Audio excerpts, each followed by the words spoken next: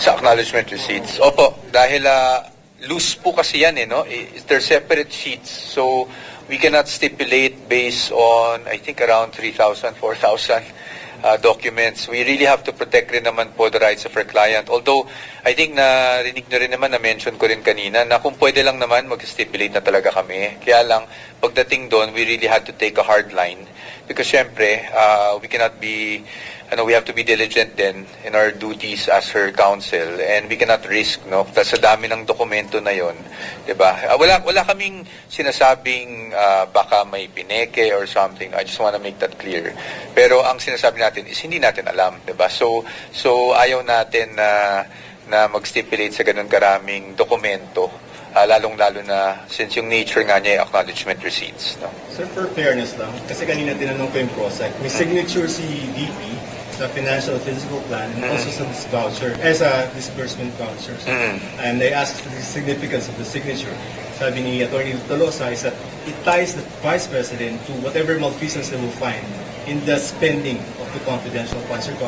Well, sa atin, yung mga dokumento na yan ay kinailangan dumaan sa isang proseso, dumaan sa approval. As to the malfeasance, that's for them to prove, no?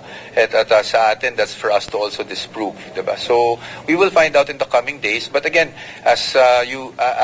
in fact, as the COA representative said earlier, their audit is limited to just compliance with the joint circular.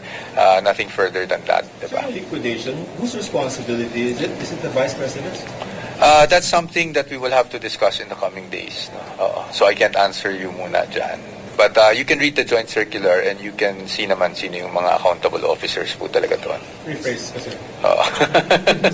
How much is the involvement of the Vice President in terms of the documents will speak for themselves, sir. I don't want to, again, you're tying me to an answer and I can't answer you because we're delving into the merits. I'm really sorry, sir. Thank you. Sir, nakabalik na po ba si JP? And ano po yung nirelay sa kanila? Ang alam ko, hindi ko masigurado kung nakabalik siya. I think nakabalik na, based on the schedule. But again, you have to confirm with OVP. Dahil hindi na po ako spokesperson ng OVP. I think we always forget that. So I'm not privy to the daily schedule of the Vice President. But pagdating naman po sa communication, it's just updates on our part. Wala namang anything significant dun sa normal updates na binibigay lang namin sa kanya on a day-to-day basis pagdating dito sa impeachment proceedings. Attorney, meron po ba mga pasabog dun sa mga ipinisenta kanina ng testigo at sa kanyang testimony? Wala naman po dahil sa aming pananaw, yan naman na ang lumabas sa COA findings. Pina-identify lang naman sa COA kung ano yung kanilang naging findings. So kumbaga, nothing that we haven't read before. No, I think ang hindi lang nasasagot ng COA pa sa ngayon is ano yung nangyari after ng mga findings nila, diba? Which I'm sure we'll get to in the next few days. Attorney, how will the defense or how does the defense intend to respond doon sa findings na based on the joint memorandum circular? Attorney, meron doon mga beyond purposes, yung mga acknowledgement receipts and beyond the dates that were supposed to be in the period. Sorry, Jai, but you'll know when we do our cross-examination. You'll know. Oh, definitely sa cross or even in our evidence in chief kung kinakailangan, meaning if it's our turn. But if we could, but pagdating naman sa cross, we can also ask questions on those matters. Sir, balikan ko lang si DP. Sir, i-share niyo po sa kanya yung decision ni President Marcos na i-allow yung opening ng mga bank? Hindi na po.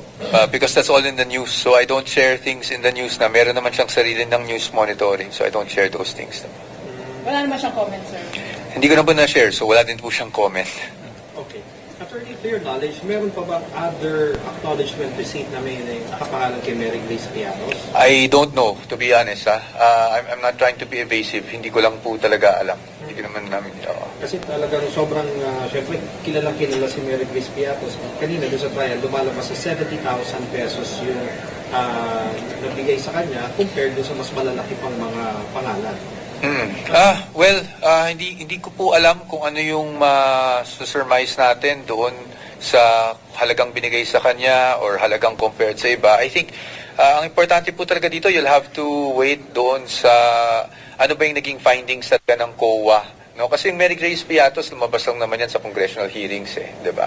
So, ngayon nandito pa lang tayo sa COA, I'm sure magkakaroon ng ebidensya para tugunan yung Mary Grace Piatos issue.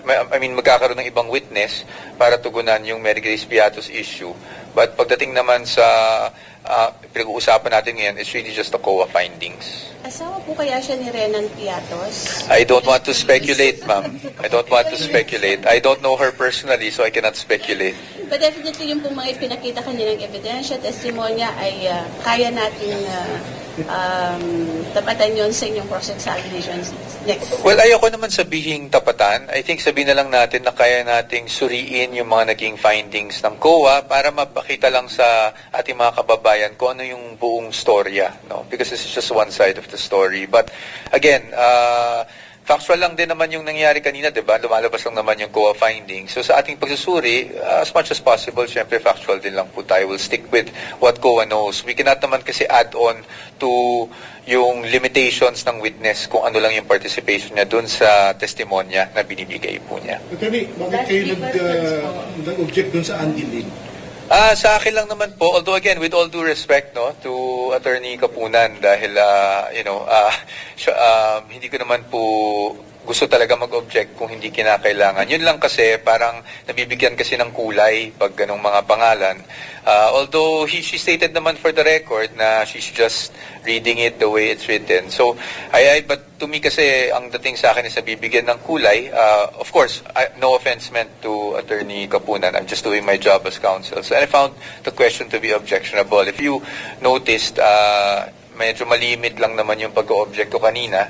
Maraming bagay na sa tingin ko hindi na dapat objectan. At katulad nga kanina, nagkaroon kami ng issue na ang pinapastrike out ko yung sagot. Ang sabi, dapat nag-object ako sa tanong. Well, kaya kinailangan kong i-put on record lang na hindi naman kasi talaga objectionable yung tanong. Pero yung sagot yung objectionable. Kaya lang ako nag-object na, actually, I did object. I moved that the answer be stricken off the record. So, may mga ganong bagay, may mga ganong nuances, no? But, again, I respect the distinguished counsel, Attorney Kapunan, greatly. So, I think it was, it was an interesting session today. Kaya lang yun nga, hindi pa tayo natatapos. Sir, last two. Yes, Ms. Katrina. Ano yung legal basis for the use of possible aliases sa mga acknowledgement receipts without delving into the matter? Just the legal basis. We're not yet there, so I won't discuss that. That's not covered by the COA witnesses. No? So, we're not yet there. I beg your patience. I understand the question, but I beg your indulgence and your patience. Baka dun sa tamang witness natin pag-usapan po yan. So mabibring up to sooner or later? Tingnan natin. I'm sure, kasi isa yan sa mga issues diba? So, whether alias ba yun o hindi, yung mga ganong bagay, I'm sure at one point matatakel yan, but I don't want to preempt anything that the prosecution will present, in fairness to them, and I also don't want to preempt our own defenses kung sakali man.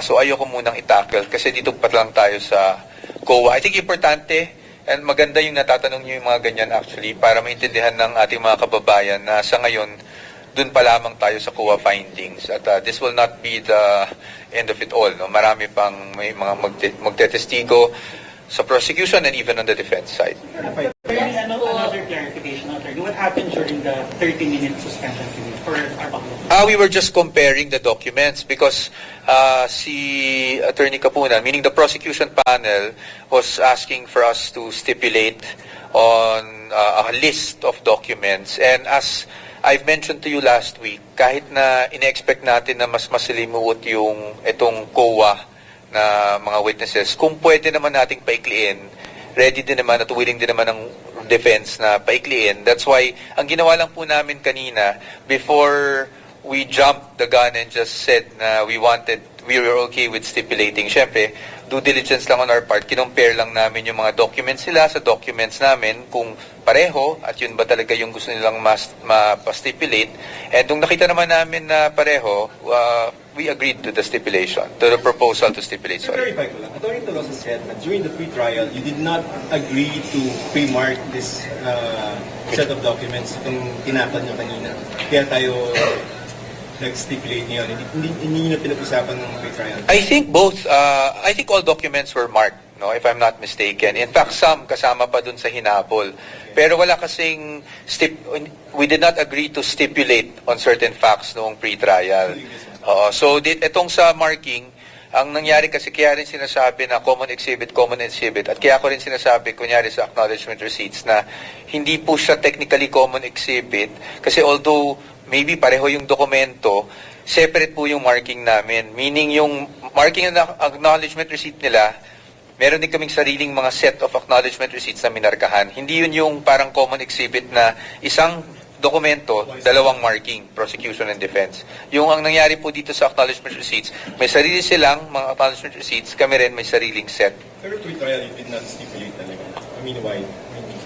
Because there was no stipulation needed for pre-trial. Ang stipulation na ginagawa sa pre-trial is stipulation on facts. No? Pagdating sa documents, it's really just marking.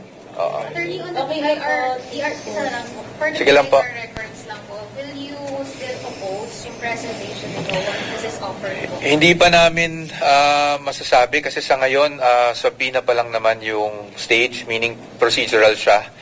Compliance lang dun sa PINA.